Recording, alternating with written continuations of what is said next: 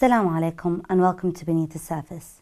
Today our main topic is peace. How can peace be achieved? If every nation and religion is protesting and calling out for peace, why does war continue? Joining us today for the discussion is a freelancer journalist, Jack Lynes. Thank you very much for being with us today. Thank you for inviting me. I just want to know, throughout history, many religions, mainly the protagonist, would be fighting in the name of God or in the name of their religion. Why is that when every religion has actually started for peace? It's a very good question. I think that people believed in the past that if they could say God was on their side, they would be able to muster more people to come with them and do what they want to do. But to justify it is not really possible because it's nonsense. But why does it continue today? Like even today you've got a lot of people creating war and creating conflict in the name of God. It's a question that you're asking me. I think I don't really know the answer. It's something which I think is awful. I think that it's really a contradiction of all that God is about. If religions are all about peace, why is there conflict between them? I'm not sure if the conflicts are about religions at all. I think they're about power. I think man likes power. It goes back probably to the days of hunting when you had to shoot or put an arrow into something to kill. And I think man has an instinct to kill, which is awful. I think religion ought to be doing something about stopping that and changing things. It hasn't succeeded so far, but there's always hope. Can you please explain to us what peace means? Because there are many different interpretations out there. Peace, or as we say in Judaism, shalom, is a greeting, really. There are all sorts of definitions of peace. My definition off the cuff would be, it would be a time when mankind can live with each other in such a way, in harmony, that they can be happy together and perhaps even, if I dare say, do God's will. How important is the concept of peace? There's nothing more important, really. Nothing more important. If we could have peace, then, well, we could all live happily. Everything would be better. I mean, unfortunately, I don't know. I thought when the atom bomb and nuclear warfare was talked about, that would be the end of war, because I thought it would be, just finished. But it seems that at the moment we're in a situation where there seems less peace than there's been for almost ever. Given the corruption that's taking place around the world, can we actually be hopeful to see peace anytime soon? I think we have to be hopeful, because if we're not hopeful, we might as well just lay down and die. Yes, we must be hopeful. I am hopeful. I don't know if I'll see it in my lifetime. Not even sure if you'll see it in your lifetime. But I think if we stop working for it, it will never come. We have to work for it. Is it important to join a peace movement? I think peace movements have their time and they have their day. I'm not sure they're the complete answer, though. It depends on the peace movement. A lot of peace movements are very inclined to pat each other on the back and to feel very self-satisfied with what they're doing. I think it needs political input to have real peace. The leaders of the world, they want to be the peace movement. I'm not so sure that the small peace movements, yes, they do some good, but they're not the answer. You were saying about the political leaders. Yes. There are many corruptions taking place around the world today in many, in Myanmar, in Burma, in Gaza, in Iraq, in Syria, many civilians have gone out to the streets and protested and calling out to their leaders to help these countries, but none of them are taking action. What else can they do to help to make sure the political leaders are doing good? You're asking some very good questions, which usually means I don't know the answer. But having said that, I sometimes wonder if some of the demonstrations are as good as people think they are. Sometimes I think demonstrations can be more inflammatory than helpful. Certainly they have attracted some of the most vile and horrible people, and I'm not talking about any specific demonstration, whether it be on one side or another side. So demonstrations I'm not too sure about. We have democracies, and I think it's through democracies that we have to strive for peace. We have to elect the right leaders who really believe in peace, because a lot of people say, and I'm inclined to agree with them, it isn't the masses that make war, it's the politicians. Most of the politicians would be saying that they are peaceful, that they're going to be working mainly for their country and not interfering in other countries, and meaning to create war for them or to make other people's lives harder than it already is. What more can we do if most of the politicians, like in the UK, we've tried the Labour Party, we've tried the Conservative, and the war doesn't seem to come to an end? Yeah, I didn't mean politicians in this country, I mean politicians the world over. So many of them seem to want more and more power, want more and more land. I mean, when we're born, we're not born, let me put this another way. We're born as members of the world. And at one time, even villages used to fight each other, and then towns, and then countries. But why can't we just be citizens of the world? Why don't we have one world? That's what it's about, really, isn't it? And if we're one world, we wouldn't be fighting with each other. Do you think that the main problem is that people with different religions or different ideologies find it hard to live with each other? Well, I think the worst thing of any religions is fundamentalism. I don't like fundamentalism in any religion. Let's bear in mind that a large majority of people don't have any religion anyway. So we have to respect each other's religion, and we also have to respect humanists and those who don't profess to have any religion.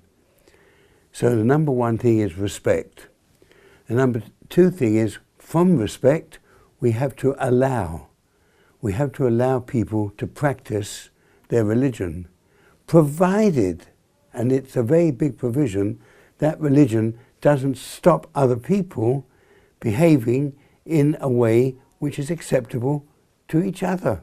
So you're saying that interfaith dialogue can help cure religious violence? Absolutely right, yes, because it teaches respect, and respect is the, as you might say, the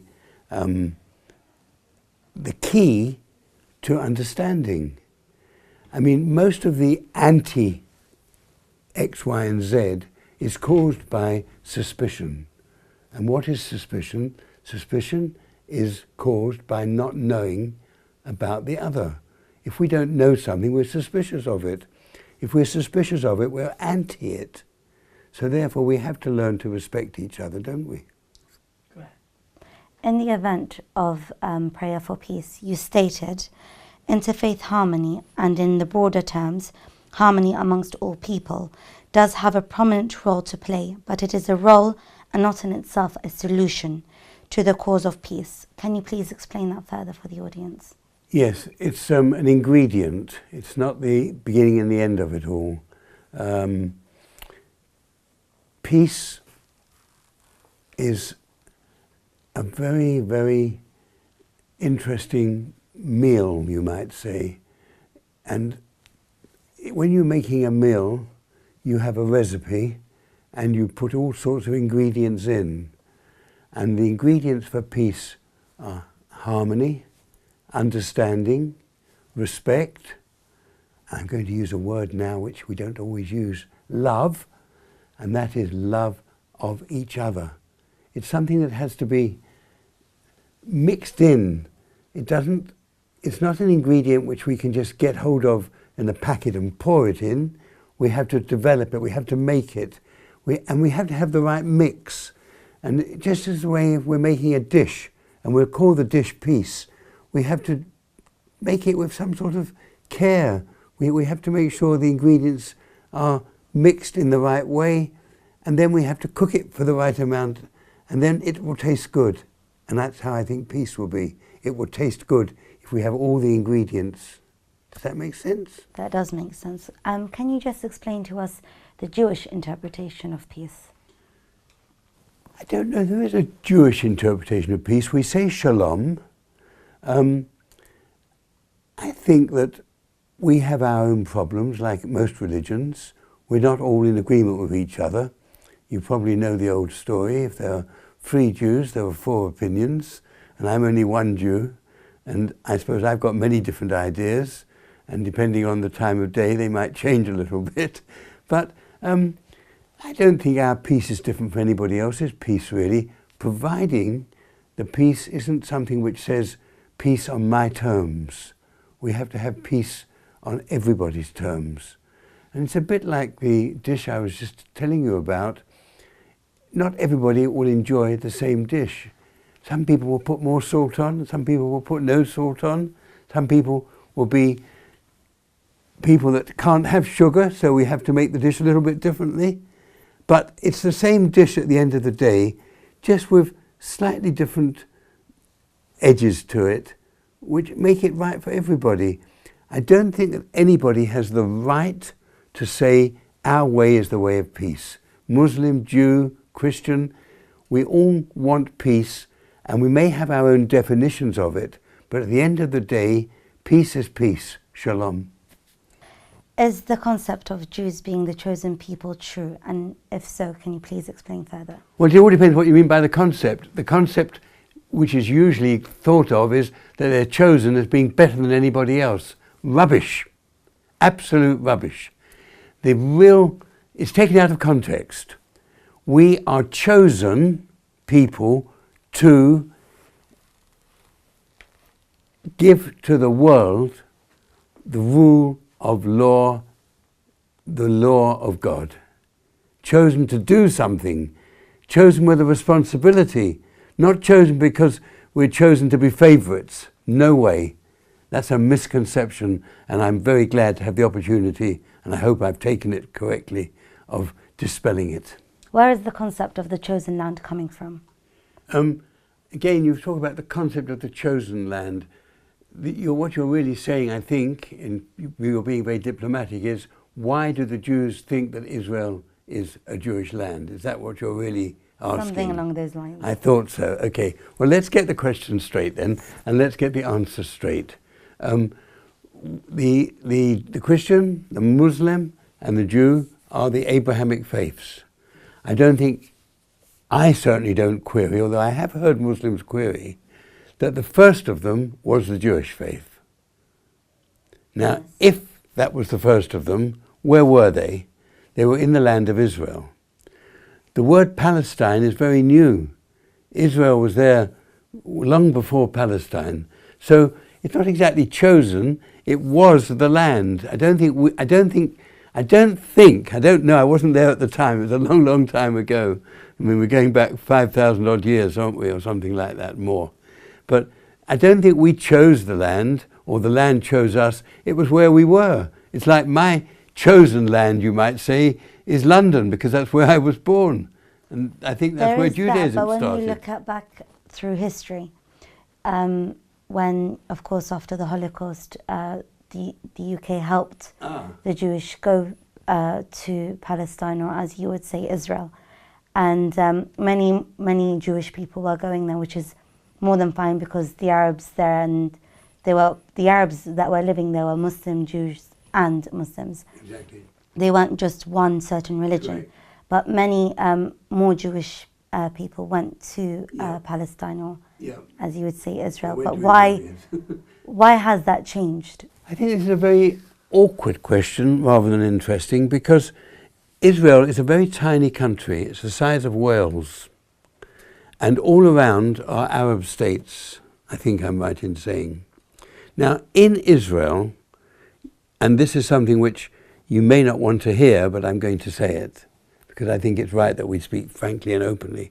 In Israel, there are mosques, there are temples, there are synagogues, there are churches, there are all manner of religion, and you can practice any religion in Israel, and you're free to do so. It's completely open in that way. Now, unfortunately, if a Jew wants to set up a synagogue in places outside of Israel, that will not be able to do so. So it's a little bit tricky to say, why is Israel the chosen land? I think the Jews now choose Israel to be their land because they feel it's historically theirs.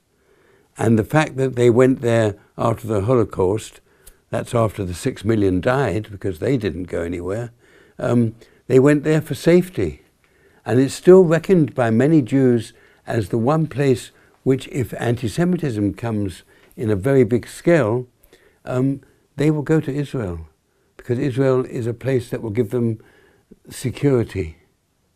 You mentioned that in Israel there are mosques and churches, and so that kind of is stating that Muslims and Jews have, lived together very well. They've coexisted. Absolutely. Can you please explain to us more about that? Because today, when we look at the media is always telling us that the Jews and Muslims are against each other, when in fact you're stating that there are mosques in Israel. I think the media has a lot to answer for. The media always seems to take sides. It doesn't really give, it doesn't give all the facts. It gives some facts, which, as I've always said, if you only read one newspaper, then you'll think you'll know everything. If you read another newspaper, you'll think you'll know everything. And if you read both, you'll think you know nothing, because you just won't know what to believe. The media has a lot to answer for. Wouldn't it be wonderful if we had a really independent newspaper, and we don't have a really independent newspaper, that would give the true story of Muslim, of Jew, and of the world at large? We don't have such a paper. Unfortunately, it probably wouldn't sell either, because everybody wants something sensational. Everybody wants something which is anti. Positive news doesn't sell. But why does the anti one sell and not the positive?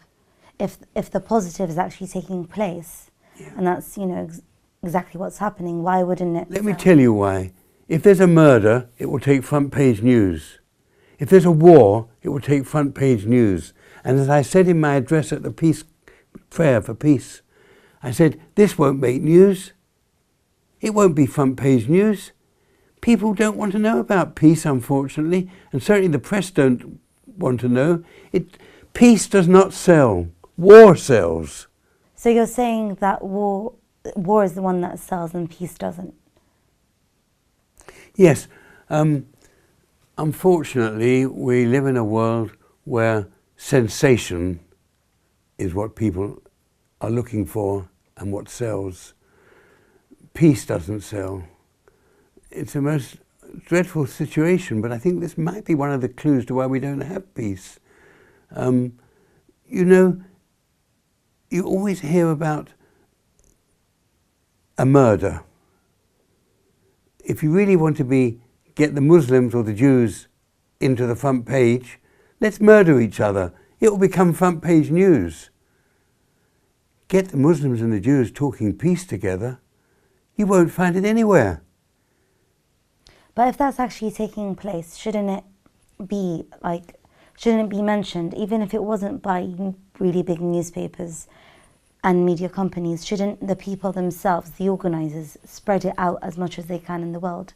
As we do have a lot of social resources, such as social internet and social networking, where people can spread all these messages. It would be good if it would be Twittered or something like that. That's what I'm saying. Wouldn't the newspapers then be forced to talk about it? No, newspapers only put what people want to see. headlines, peace.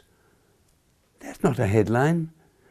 Look, the First World War has just finished a long time ago, didn't it? 1914 to 1918. For the last 3 or 4 weeks, the newspapers and the media have been concentrating on the First World War. They've all had supplements day in and day out, memories of the First World War. Not about peace, about the war. That's what sells. Can you tell us more about the situation that happened between Gaza and the Israeli state? Oh yes, okay. What I don't think a lot of people know is that for 5 years and possibly more, shells were coming over from Gaza. Let's go back a little bit further.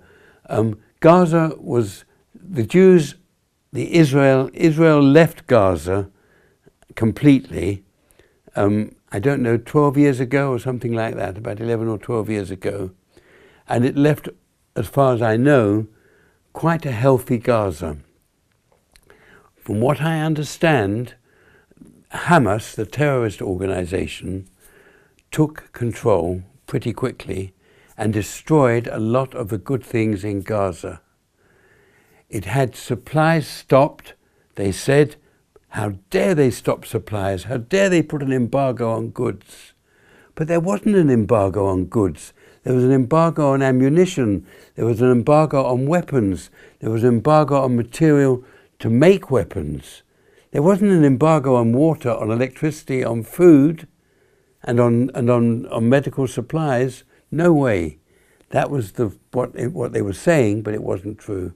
The embargo was only to stop, and it didn't even work, because look at the tunnels that were built. I've got evidence. Do you know about these tunnels? The tunnels that Gaza built. Do you know what they were going to do? And I've got evidence of this from a non-Jewish member of parliament. The tunnels that they built into Israel on the eve of our Jewish New Year, they were going to come out, the Hamas supporters, dressed in Israeli uniform, and they found all the uniforms, Israeli army uniforms, and attack and kill as many Israelis as they could. That is why Israel decided to bomb. Do you know that in those tunnels, as far as I know, children were made to work and many died? Do you know that the numbers of people they said were killed who were civilians were given by Gaza and not by were given by Hamas, who controlled all the media coming out of Gaza. They controlled everything. And what they said was very largely a pack of lies. You're saying that the main reason to why Israel attacked Gaza was because of the tunnels. But my question is it right that Israel attacked Gaza in disproportionately? Like, they bombed many schools, many hospitals. They killed over 2,000 civilians within 3 weeks for something that didn't actually take place. I would understand if let me stop you there, because I'm really glad you asked that question, because it gives me an opportunity to explain a lot of misconceptions. First of all, I shouldn't say we, Israel, as I understand it, did not engage in the bombing only because of the tunnels. The bombing, as far as the tunnels were concerned, was to try to destroy the tunnels. Now, let's talk about these so-called civilians, the 2,000 odd civilians. I don't know where you got that figure from, but the figure I have is completely different. I believe that figure came from Hamas.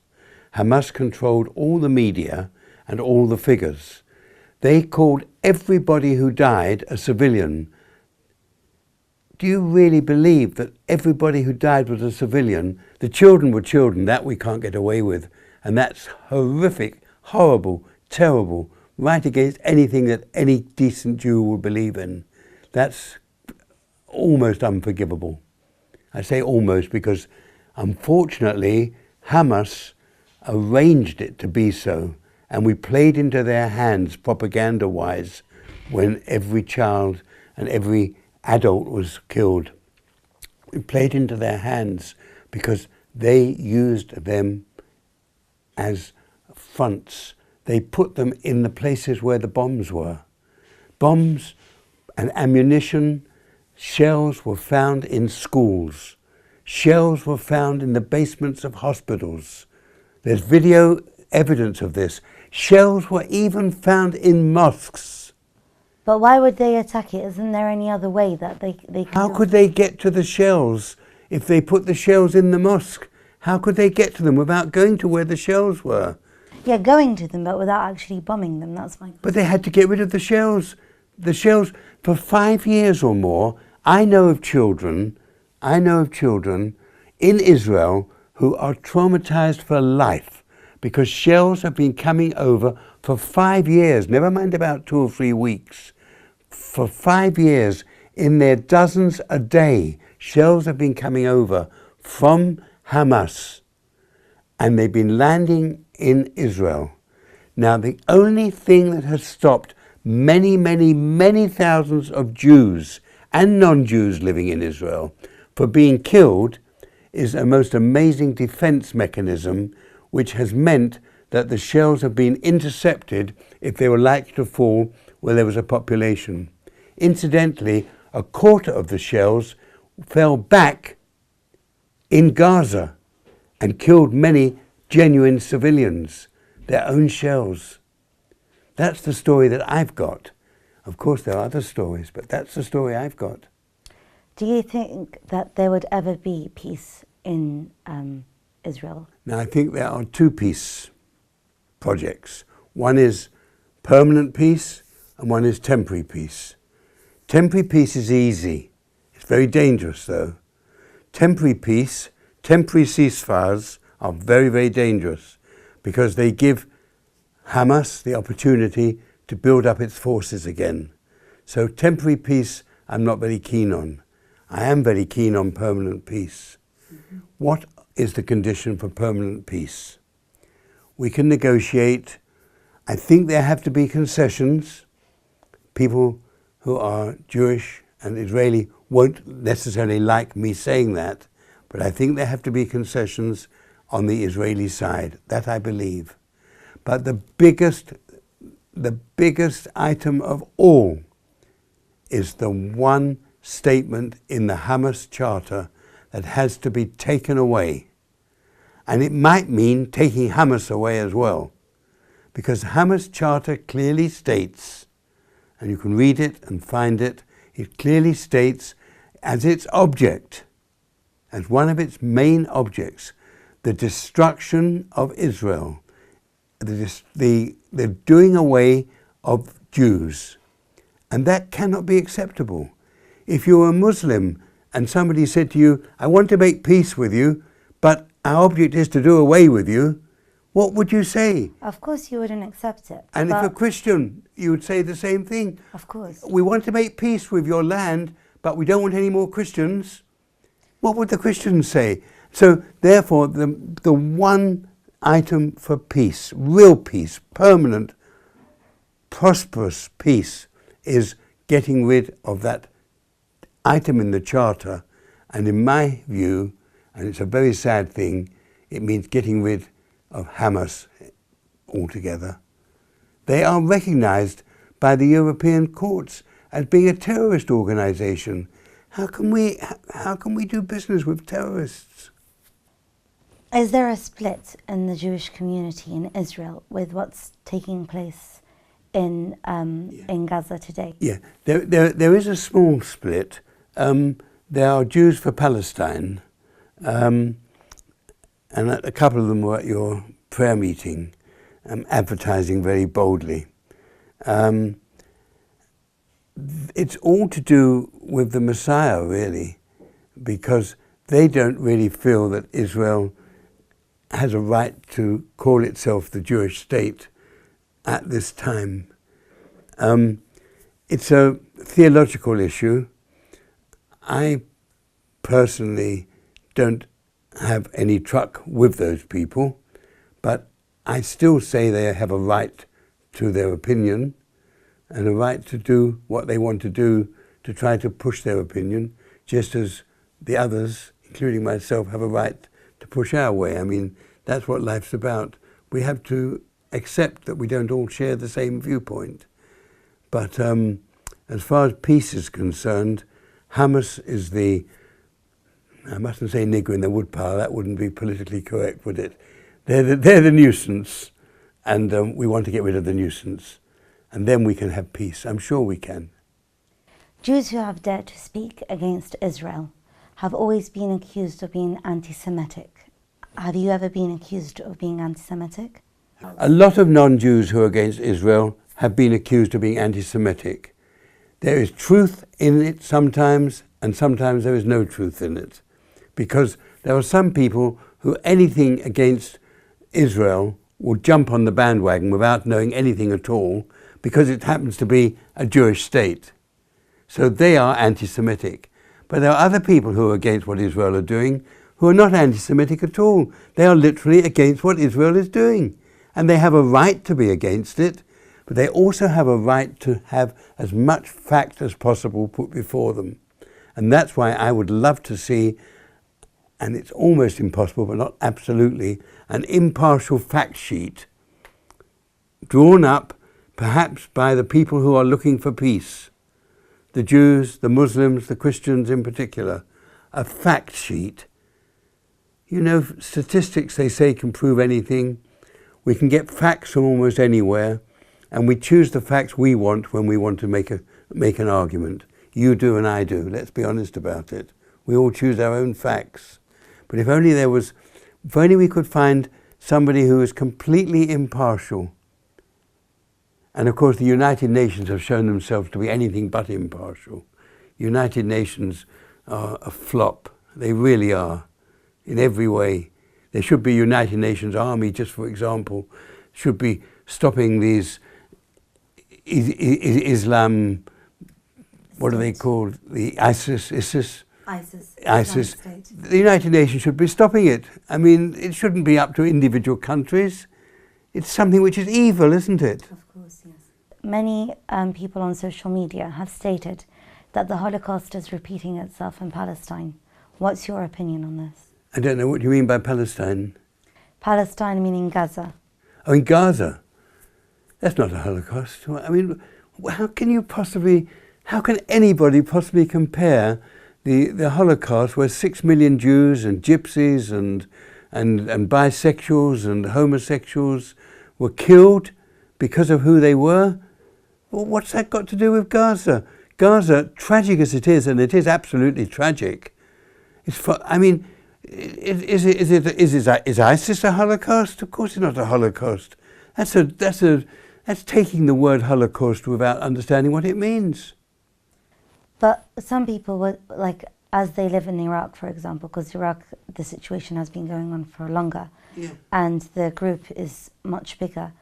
The way that they are treating the people and beheading them because they are not following their mentality, wouldn't you of course use the term Holocaust, but isn't it kind of the same? It's not the same, no. It's wicked, but it's not the Holocaust. It's absolutely wicked. Can you explain to us about the Holocaust, if that's okay? Well, I'm not a historian, but Hitler had an amazing power over many people, even people who one might have thought were really lovely people. He had an amazing power, and he was able to use his power during a very, very big economic crisis, which is really why he was able to become the leader. I would call him a madman. I would call him evil, wicked, terrible. But he managed to get many followers, and he decided that Jews, that gypsies, that homosexuals and so on should be cut away from the earth. He put them into concentration camps, he gassed them, he did all manner of the most evil things possible, and that was the Holocaust. There's never been, to my knowledge, anything like it. There is, in the sense of, in Iraq, as I mentioned before, we've got the same situation, of course, in Germany at the time, that the amounts of deaths that took place is much more than what is currently taking place in Iraq. But in Iraq, just in August alone, and we haven't even finished. Hold on. Hitler didn't say to the Jews, not that they would have done it, if you convert to something else, we won't kill you. He didn't say that. He said, you're Jewish, you're done. There was no, they weren't offered anything. He didn't say to the gypsies, don't become gypsies anymore. He didn't say to the homosexuals, don't be homosexual anymore. He said, you're out, you're evil, you're horrible, you're going to be killed. And he put them in the gas chambers. They went in thinking they're going to have a shower. They never came out again. How can people be this cruel, though? That is a big question. Ask God. What is the real mission of Israel in the long term? According to when the State of Israel was born, it was to be a light unto the nations. End of story. Can peace be achieved worldwide? I don't think you and I would be here, and we wouldn't have prayers for peace if we didn't believe it could be. There's one word which comes to mind, and that's optimism. There are pessimists and there are optimists. The pessimist will answer no, the optimist will answer yes. I'm an optimist. How can peace be achieved worldwide? It's not how can, it's can it. It can be. If you're a pessimist, you'll say it can't be. If you're an optimist, you'll say it can be. I'm an optimist. What more can we, like viewers and the audience in London, do to help many people outside London and the UK to improve their situation? If it was from poverty, if it was from war, if it was from the circumstances that people are living in where they're not really healthy, what can we do? I think that all religions must get together to advance good things happening in the world. One of the things I would like to see to help understanding, and I've been asking for this, is to have a blood-giving donor day where Jews, Muslims and Christians, the three Abrahamic faiths, come together on one day in the year. I know they all do it separately, but that we all give blood. This could make news, you know, that we all have the same blood. If we could arrange it with the blood donor people, that we had one day nationally where Jews, Muslims and Christians came together to give blood, that would be a symbol, only a symbol of our unity. And unity really is what peace is about, isn't it? Unity. I think one of your people said at the meeting that we were at, remember unity, his last words were. And I thought, this is a very good thing. I'd not heard this before. And he said, unity. You and I together one. Unity. Peace. Unity. Any last message you would like to give to our Muslim viewership? Shalom. Thank you very much for joining us today. Thank you for having me.